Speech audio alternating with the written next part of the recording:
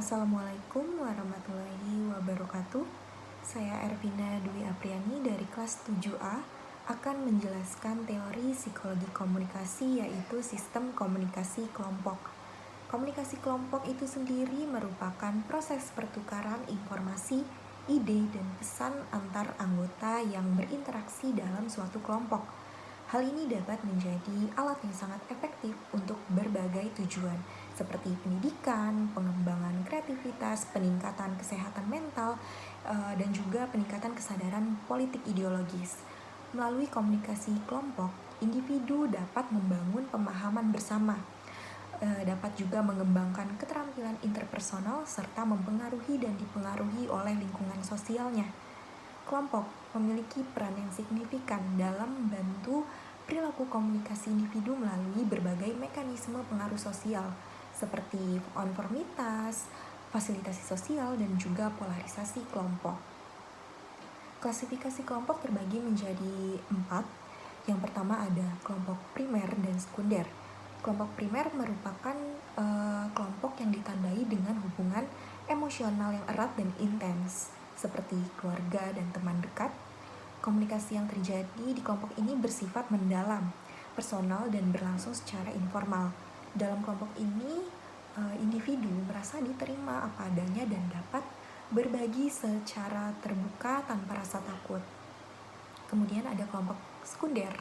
Kelompok ini memiliki hubungan yang lebih impersonal, seperti dalam konteks organisasi atau institusi.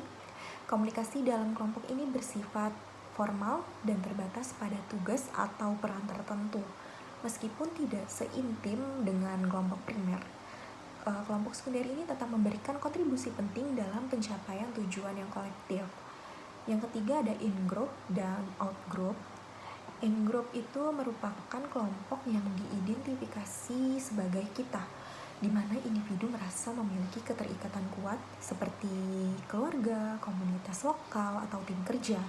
In-group seringkali menjadi sumber identitas sosial dan adanya rasa solidaritas.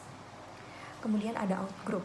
Sebaliknya, out-group ini adalah kelompok yang berada di luar lingkup keterikatan kita. Anggota out-group seringkali memiliki perbedaan budaya, pandangan, atau nilai yang dapat memunculkan stereotip dan prasangka. Yang ketiga ada kelompok keanggotaan dan rujukan. Keanggotaan merupakan kelompok yang melibatkan partisipasi langsung individu, misalnya sebagai anggota universitas, klub olahraga, atau perusahaan. Jadi dalam kelompok keanggotaan ini, individu memiliki rasa tanggung jawab atau peran tertentu yang mendukung dinamika kelompok. Kemudian ada kelompok rujukan. Kelompok ini menjadi acuan atau model perilaku bagi individu.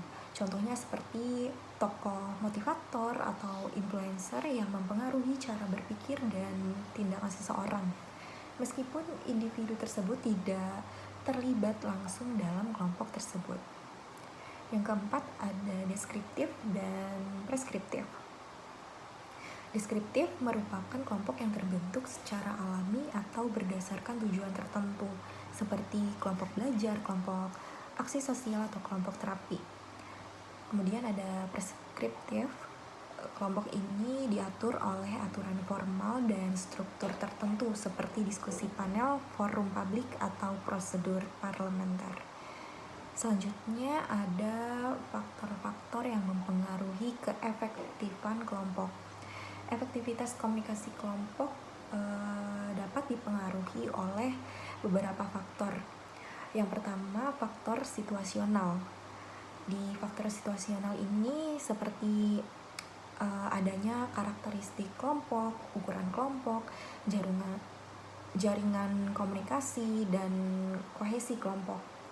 Kemudian faktor yang kedua itu ada faktor personal, seperti usia, jenis kelamin, kepribadian, dan kebutuhan interpersonal seperti inklusivitas atau rasa diterima.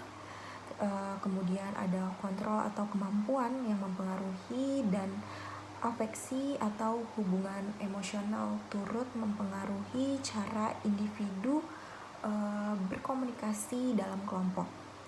Sekian yang dapat dapat saya sampaikan. Kurang lebihnya mohon maaf.